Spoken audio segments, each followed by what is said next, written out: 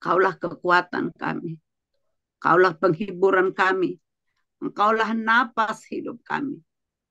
Pada hari ini Bapa, kami ingin mengenal Engkau lebih dalam lagi. Kami ingin mengalami Engkau lebih dahsyat lagi, Yesus. Mari Tuhan, bangkitkan semangat kami. Bangkitkan roh yang ada pada kami. Sehingga kami semakin hari semakin rindu untuk terus melekat kepada Tuhan. Intim kepadamu Bapa. Karena Engkau merasakan apa yang kami rasakan. Karena Engkau juga ikut menangis ketika kami menangis. Ketika kami tertawa, Engkau juga ada di sana. Ketika kami dalam duka, ketika kami di padang gurun, ketika kami di lembah yang dalam sekalipun, Engkau juga ada di sana. Terima kasih Bapak, terima kasih. Terima kasih Yesus, terima kasih buat karyamu yang besar. Pagi hari ini kami diingatkan kepada 7 perkataan Tuhan Yesus sebelum menyerahkan nyawanya. Terima kasih Bapak. Biarlah apa yang dia ucapkan boleh kami kenang, kami renungkan, dan kami ingat senantiasa dalam kehidupan kami. Ketika kami berjalan, ketika kami melangkah selama kami masih di dunia ini. Terima kasih, haleluya, haleluya. Baik Bapak Ibu, pagi hari ini kita akan bagi nanti Pastor Surbakti tampilkan di layar 7 ucapan terakhir Tuhan Yesus di kayu salib. Yang pertama nanti kami yang membacakan, yang kedua Ibu Nelly, yang ketiga Ibu Lydia Lalang, yang keempat Bapak Victor, masih bisa ya Pak ya. Kemudian yang kelima Pak Butar-Butar, yang keenam Bapak Arios, yang ketujuh Bapak Peter dari Malaysia. Ya. Saya udah mau berangkat Bu nih. Oh sudah mau berangkat. Udah Baik, mau berangkat. jika begitu nanti Bapak Peter yang keempat ya, Pak Peter dari Malaysia yang keempat, dan yang terakhir Pastor Surbakti. Ya, bisa ya saya ulangi Bapak Ibu ya. Yang pertama nanti saya sendiri, yang kedua Ibu Nelly, yang ketiga Ibu Lydia Lalang, yang keempat Pak Peter dari Malaysia, yang kelima hambanya Pak Butar-Butar, yang keenam Pak Arios, yang ketujuh Bapak Surbakti ya, dan sekalian nanti menutup ya. Baik Bapak Ibu,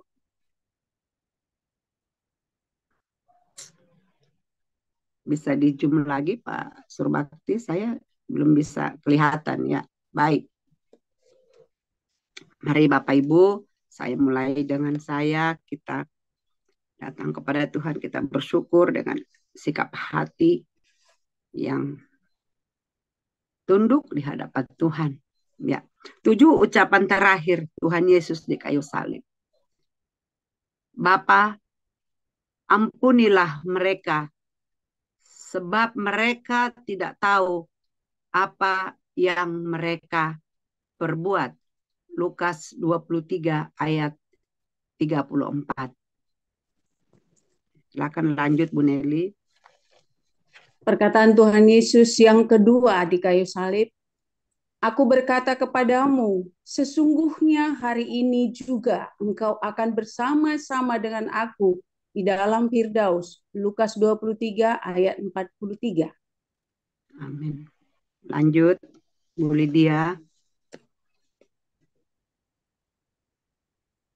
Perkataan yang ketiga, Ibu, inilah anakmu. Setelah ia bicara pada murid-muridnya, inilah ibumu. Terdapat dalam Yohanes 19. Jangan digerakkan, Pak. 23. Terdapat Yohanes 19 ayat 23 hingga 27 ya. Ya. Amin. Silakan Pak Peter. 。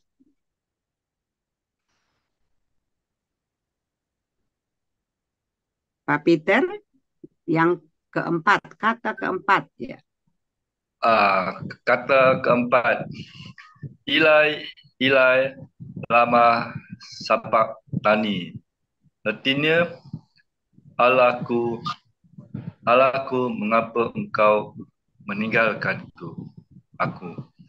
Matius 18 ayat 27 hingga ke 46. Amin. Amin.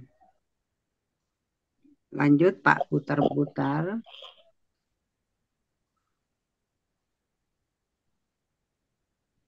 Sesudah itu, karena Yesus tahu bahwa segala sesuatu telah selesai, berkatalah ia supaya genaplah yang ada tertulis dalam kitab suci, aku haus. 19 ayat 28. Demikian. Amin, amin. Haleluya. Silakan lanjut, Rios. Perkataan Yesus yang keenam adalah sudah selesai. Yohanes 19 ayat 28. Amin. Berbakti, silakan. Bapa, ke dalam tangan-Mu kuserahkan jiwaku. Amin. Ya, baik. Terima kasih Bapak Ibu. Kita sudah membaca dan akhirnya kita merenungkan setiap kata, setiap ayat yang sudah kita dengar dan kita simak bersama pada pagi hari ini. Silakan Pak, slide kedua Pak Surbakti.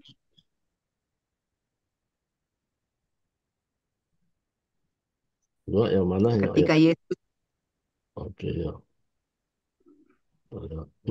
mati di kayu salib, ada beberapa hal yang kita pahami.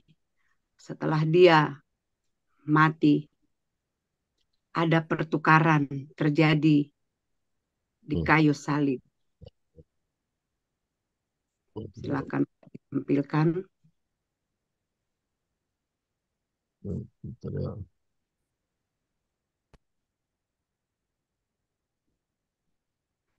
Haleluya. Thank you, Jesus.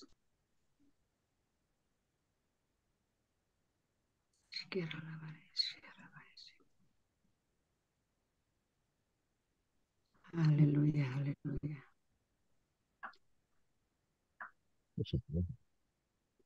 Kau baik. Ya, benar.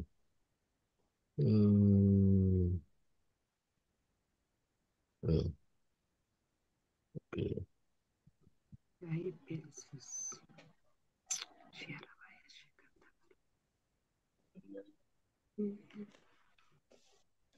Ya.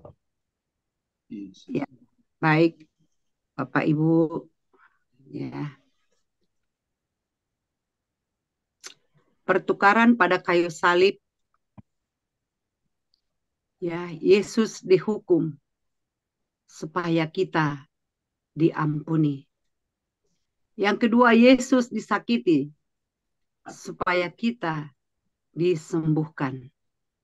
Yang ketiga, Yesus dijadikan dosa oleh dosa kita supaya kita dijadikan benar oleh kebenarannya. Yang keempat, Yesus menjalani kematian bagi kita supaya kita menerima kehidupannya. Yang kelima, Yesus mengalami kemiskinan kita supaya kita menikmati kelimpahannya. Yang keenam, Yesus menanggung rasa malu kita supaya kita menerima kemuliaannya. Yang ketujuh, Yesus menanggung ketertolakan kita supaya kita diterima oleh Bapa. Dan yang terakhir, Yesus menjadi suatu kutuk supaya kita menerima berkat. Amin. Kita bersyukur, kita bangga ketika Yesus menyelesaikan tugas yang diberikan oleh Bapa di kayu salib. Maka kita layak menjadi ahli waris kerajaan surga. Kita layak menerima berkat-berkat yang ada di surga. Hanya dengan iman, hanya dengan percaya bahwa Yesus adalah Tuhan. Yesus adalah Raja dalam hidup kita. Inilah yang menjadi kebanggaan kita. Inilah yang menjadi jembatan kita. Pendamaian itu telah diberikan kepada kita. Kita berdamai dengan Bapa di surga. Kita berdamai dengan surga. Kita bersyukur buat hari ini. Haleluya, haleluya.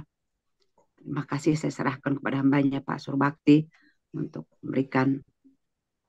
melanjutkan mungkin kesimpulan ataupun pencerahan. Kami persilakan. Ya. Terima kasih, Mutiar. Yang paling utama yaitu dosa kita Tuhan Yesus sudah ampuni. Asal kita sungguh-sungguh menyerahkan diri, mengakui segala keberadaan kita. Yesus butuh pengakuan dari dasar hati yang sungguh-sungguh. Tidak ada sesuatu perbuatan yang Tuhan tidak ampuni. Semua Tuhan ampuni. Kalau kita datang dengan sikap rendah hati kepadanya. Jika kita datang berkata, ampunilah saya. Artinya di sini ada dua hal. Kita berbuat salah atau orang lain berbuat salah. Nah, ini seringkali sulitnya bagi kita kalau orang lain berbuat salah kepada kita, kita menuntut dia salah, dia dong minta maaf. Kalau dia salah, dia yang datang kepada saya.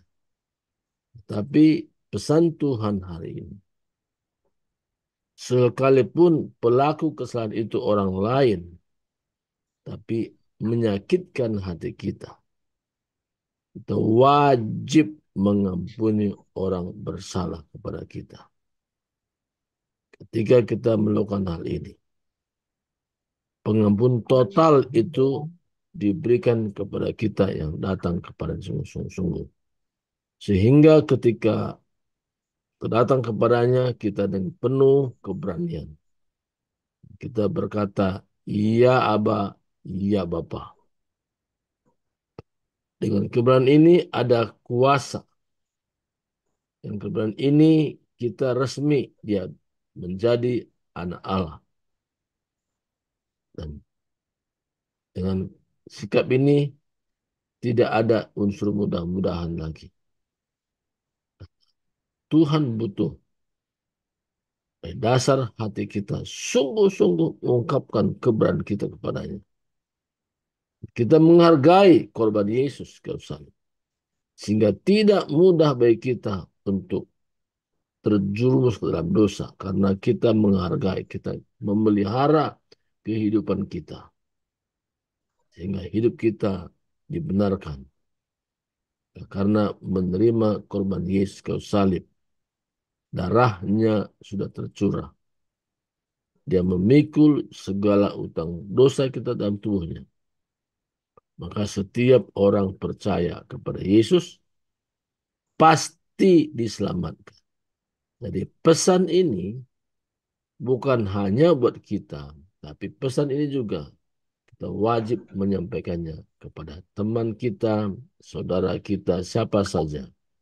Supaya bukan hanya kita diselamatkan, tetapi orang lain juga diselamatkan. Tuhan memakai kita sesuai dengan kehendaknya, membawa jiwa-jiwa kepada Yesus. Inilah pesan hari ini buat kita, bahwa tidak ada cara lain. There is no other way. Yesus katakan, akulah jalan, kebenaran, dan hidup. Tidak seorang pun sampai kepada Bapa kalau tidak melalui aku. I'm the way and the truth and the life. No one goes to the Father except through me. Jadi jelas agama tidak pernah menyelamatkan kita. Tapi pribadi Yesus yang sudah berkorban dan menyerahkan nyawanya. Kita beriman kepadanya. Disinilah kunci keselamatan yang sungguhnya.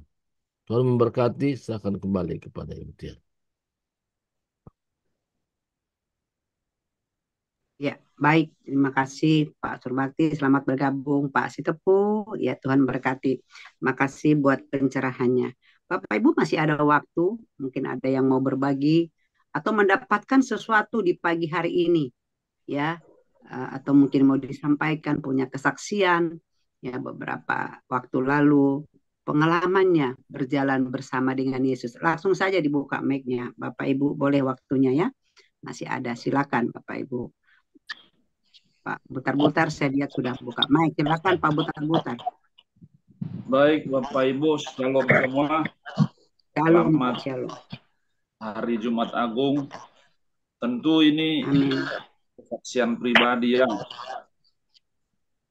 setelah bertobat 27 tahun yang lalu, saya begitu respon tentang Jumat Agung. Lalu bertubi-tubi pertanyaan di hati, apa yang harus kubuat merespon peristiwa itu. Waktu itu saya baru habis divonis harus bypass jantung. Ya, dengan posisi seperti itu, saya memikirkan satu respon tentang penyaliban itu. Yang muncul itu yaitu berpuasa untuk menghargai semua penderitaan itu. Berpuasa mulai Kamis sore sampai Minggu pagi. Itu 2 malam 2 hari ya. Tidak makan, tidak minum, tapi terus aktivitas berjalan. Ya, baca firman, bekerja, dan terus sampai buka puasa di pagi Minggu jam 12 malam. Karena pagi-pagi benar Yesus bangkit dari kuburnya. Baru saya buka di situ. Jadi penghargaan saya lewat puasa 2 hari 2 malam, hari ketiga buka. Sampai hari ini saya kerjakan itu. Tadi malam saya udah mulai berpuasa dan sampai Minggu pagi baru buka puasa. Dan saya sangat menikmati itu dengan perubahan diri, yaitu kesombongan mulai dihancurkan oleh Tuhan, kegigihan untuk menghargai Tuhan, terus menerus Tuhan tuntun bimbing. Jadi itulah respon saya untuk karya Tuhan dengan berpuasa 2 hari 2 malam, hari ketiga buka. Jadi amat saya nikmati dalam kesehatan terjadi bagi saya. Waktu itu bypass jantung harus katanya itu sembuh sendiri. Sampai hari ini saya tidak pernah mengalami sakit yang mengganggu, yang sangat menakutkan. Dan jujur obat saya hanya tolak angin, saudara yang ngasih Tuhan. Pada rasa nggak enak badan minum tolak angin gitu ya. Jadi saya kadang melucu dengan obat tolak angin, yaitu orang pintar minum tolak angin begitu. Haleluya. Jadi mari kita merespon karya Tuhan itu lewat firman Tuhan juga ya. Jadi saya terjemahkan sendiri, ya sudahlah saya hargai korban itu dengan berpuasa, menyangkal diri, menyangkal keinginan, dan menyangkal makan minum. Dan ternyata saya bisa setia melakukan itu sudah 27 tahun. Ya, dan sampai Tuhan Yesus datang, kiranya itu boleh terus kukerjakan, yaitu puasa Ester hari 2 hari 2 malam, dan hari ketiga buka. Tuhan memberkati, itulah kesaksian saya di hari Jumat Agung ini. Haleluya. Amin. Haleluya. Wow, keren ya. Jadi puasa Ester ya. Luar Amin. biasa ya. Jadi mengalami mujizat karena berespon dan tadi dikatakan ada perubahan-perubahan hidup, melakukan perubahan hidup ya, menyangkal diri, ego dan segala macam. Waduh, semoga ini bisa tertular kepada kita-kita ini ya Bapak Ibu ya. Saya belum bisa puasa Ester ya.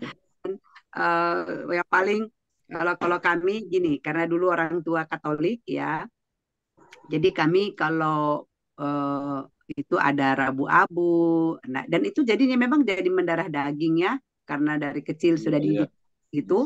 Jadi kita mengurangi eh, nggak makan makan daging, nggak boleh. Jadi mulai dari hari Iya. Jumat sampai Minggu itu nggak, jangan makan daging, tapi dananya itu kita sisihkan dan itu kita berikan untuk persembahan. Nah, kalau saya seperti itu ya.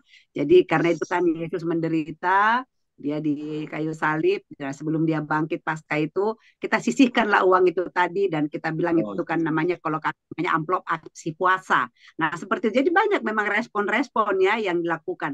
Tapi apapun itu lakukan dengan iman, dengan kesungguhan dan terutama tadi perubahan hidupnya yang perlu ya Pak Putar-Putar ya. amen. Puasa kalau nggak ada perubahan hidup itu percuma ya.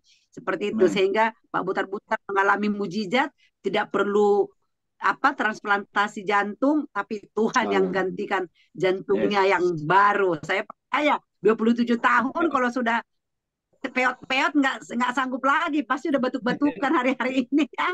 Tapi Tuhan ganti Iya. yang baru. Allah kita punya Iya. stok yang banyak di surga. Ya, dia katakan itu bisa kita miliki kalau kita percaya. Modalnya Amen. percaya doang Bapak Ibu. Beriman Amen. doang. Dahsyat Tuhan kita ya. Makasih Pak Butar-Butar ya, menginspirasi Sama-sama. kita ya. Baik, ada lagi Pak Peter. Dari tadi Pak Peter sudah raise hand. Silakan Pak, kesaksian dibagikan. Bagaimana pengalaman hidup setelah bertobat, setelah kenal Yesus, tahu Yesus mati buat kita. Silakan.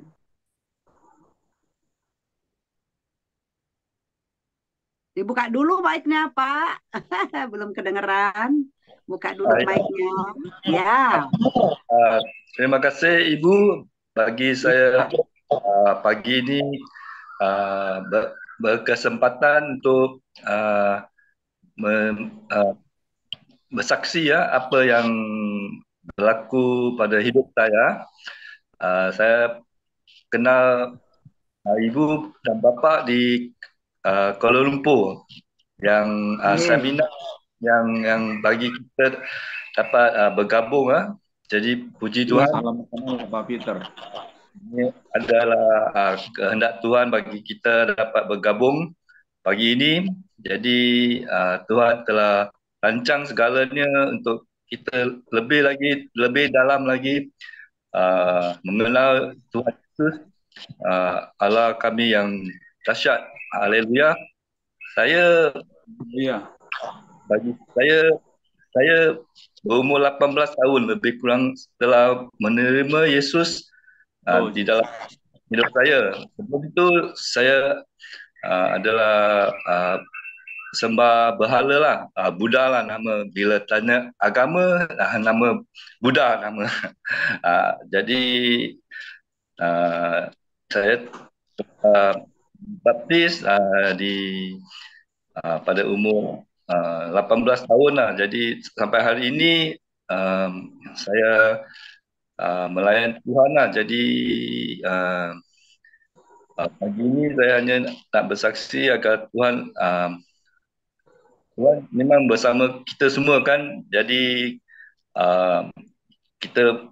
saya percaya Tuhan akan membimbing kami lah ke jalan yang lebih dalam lagi melayan yang dia, sebab itu tuayan itu setelah tinggi pada tuayan banyak tapi pekerja tu tak ada kan.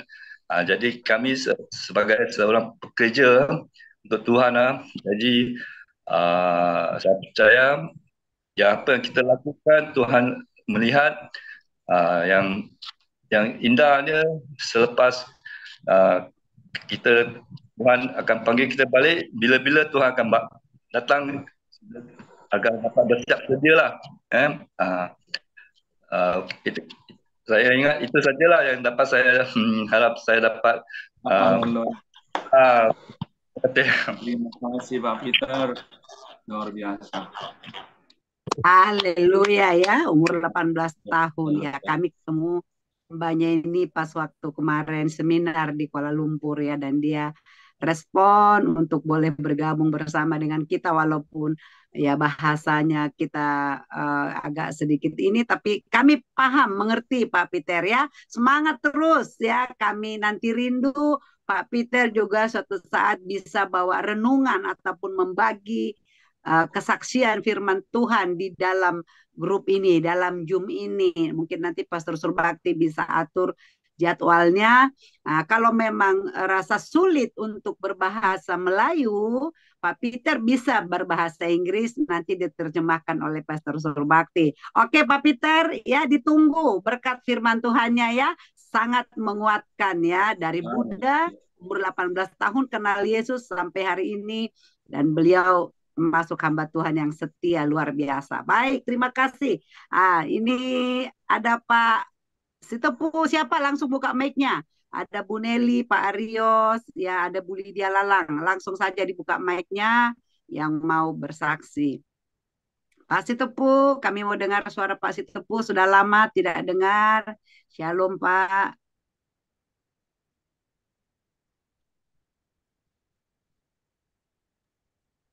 Berjuah-juah kita Karina.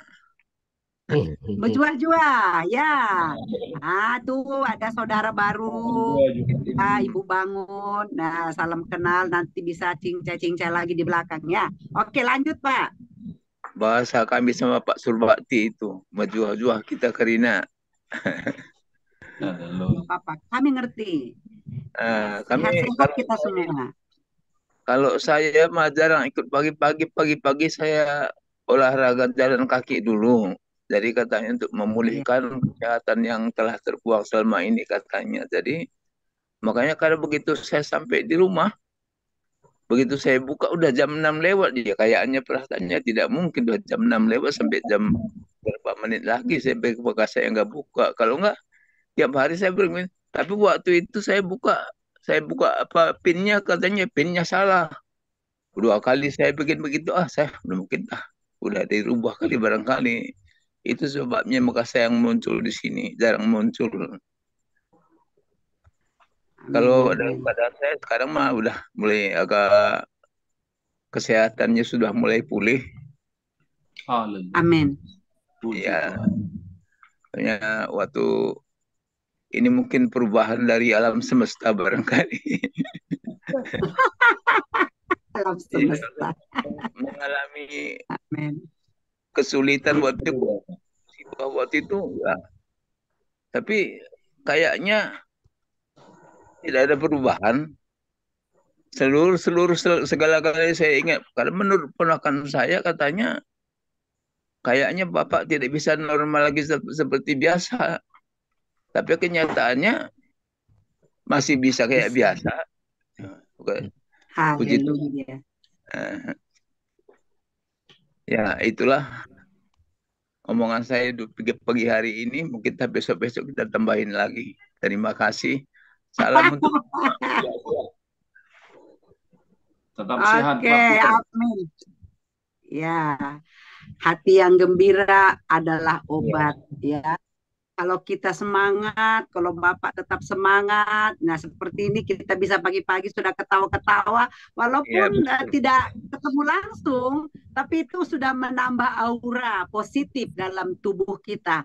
Ya, jadi hal-hal negatif terbuang dari pikiran, dengar kesaksiannya Pak Butar-Butar. Bagaimana Pak Butar-Butar bisa yang sudah dibilang harus transplantasi jantung, tapi sampai hari ini tidak terjadi. Malah lebih kuat jantung sampai hari. Nah itu coba bisa. Nah, apakah itu bisa buat saya? Gimana caranya? Tadi dia dengan berpuasa Ester. Oke lah tidak berpuasa Ester. Paling tidak kita setia, mungkin setiap pagi saya akan berikan waktu Tuhan 1 jam buat Tuhan. Mungkin dengan itu dulu. Ya, dengan itu dulu, nggak usah banyak-banyak atau setengah jam, tapi rutin gitu loh. Sama kayak makan. Saya Bapak Ibu kalau pagi itu nggak makan, kalau siang saya terlambat makan itu alamat sakit. Ya, Nah, itu. Jadi pagi-pagi harus sudah sarapan, baru keluar dari rumah. Nah, nanti siang terlambat juga makan jam 1 itu nggak apa-apa. Tapi kalau dari rumah nggak sarapan, nanti siang baru makan, itu alamat mules itu perut ya. Nah, ini begitu juga dengan berkat-berkat. Yuk kita setia. Apa yang bisa kita buat? Apa yang kita bisa mau komitmen di hadapan Tuhan? Ya, perubahan apa gitu ya. Ya, kita belajar bersama-sama. Saya juga sedang belajar seperti itu tadi. Terus belajar dan terus belajar ya. Nah, baik, terima kasih Pak Sitopu buat kesaksiannya. Mungkin bisa diatur waktu atau pakai headset. Pakai headset sambil Bapak olahraga nggak apa-apa, dengar firman Tuhan. Pakai headset Bapak olahraga, dengar firmannya. Begitu sampai di rumah baru buka kamera ya Pak ya. Kami rindu Pak Sitopu, terus pulih semangat ya. Dan jangan lupa tanggal 6 nanti kita ada pertemuan ibadah onsite di tempat Ibu Nelly bangun ya. Dia juga pintar bahasa Karo, jadi salah Pak. Dia dari sana, dia asli guru singa. Terap kan? Guru singa loh. Muridnya singa berarti kan? Itu, Ibu itu guru. Benar-benar guru agama tapi bukan guru singa. Tapi dari guru singa gitu kan. Itu luar biasa. Ya, jadi semangat terus Pak Sitopu. Tuhan ya, pasti jamah ya, bisa kembali. Haleluya. Ya, silakan Bu Nelly. Terima kasih atas kesempatan ini. Kalau saya setelah tahu, makanya saya pertama berterima kasih kepada Tuhan yang beri kesempatan kepada saya untuk ikut Zoom ini, dan berterima kasih kepada Ibu Dewi dan Pak Sintua Hutajulu, karena dialah saya tahu ada Zoom ini. Ya, dia datang ke rumah saya karena dia tahu pada saat itu diumumkan di gereja bahwa suami saya sakit, terus dia datang. Ayo kita ke sana, kita pelayanan ke rumahnya Ibu Nelly gitu ya. Dan dia membagikan link Zoom ini, ikutlah dak, katanya gitu. Terus dari situlah saya mulai ikut. Apa yang saya lakukan supaya saya bisa ikut? Nah gitu ya, Bapak Ibu, ini suatu pengorbanan kalau menurut saya. Kalau selama ini sewaktu saya masih aktif ngajar, itu saya bangun jam 3:30. Ya, saya bangun jam 3:30, langsung masak supaya kami yang berangkat sekolah dan anak-anak yang sudah bekerja bisa bawa bekal. Sekarang setelah saya pensiun dan setelah mulai saya ikut Zoom ini, saya bangun jam 3. Ya, saya jam 3 bangun. Saya jam 3 bangun supaya ketika mulai Zoom itu sudah tersedia makanan di atas meja. Jadi kalau Bapak Ibu datang ke sini jam 5, itu sudah tersedia makanan di atas meja, sudah selesai saya masak. Nah, dan anak-anak yang mau bekerja, yang mau sekolah, sudah bisa bawa bekal gitu ya. Dan saya sudah tenang mengikuti Zoom ini. Nah gitu. Nah, sampai selesai Zoom kita, itu sangat menjadi berkat bagi saya, untuk membekali saya, untuk memberi kekuatan kepada saya. Dan setelah selesai Zoom, nah ini Bapak Sitopu tadi ya, baru saya ajak suami saya jalan pagi. Setelah selesai Zoom. Ayo Pak, kita jalan, biar Bapak jangan tidur terus kerjaannya, kita jalan pagi, harus ada olahraga. Saya tuntun dia jalan kira-kira setengah jam gitu ya. Nah inilah yang saya lakukan. Jadi tanggung jawab sebagai ibu rumah tangga tetap saya jalankan, Zoom tetap bisa saya ikutin, dan olahraga tetap bisa saya jalankan. Ini mungkin satu hikmat yang diberikan oleh Tuhan supaya jangan ada yang ketinggalan gitu ya. Terima kasih, itu aja Bu.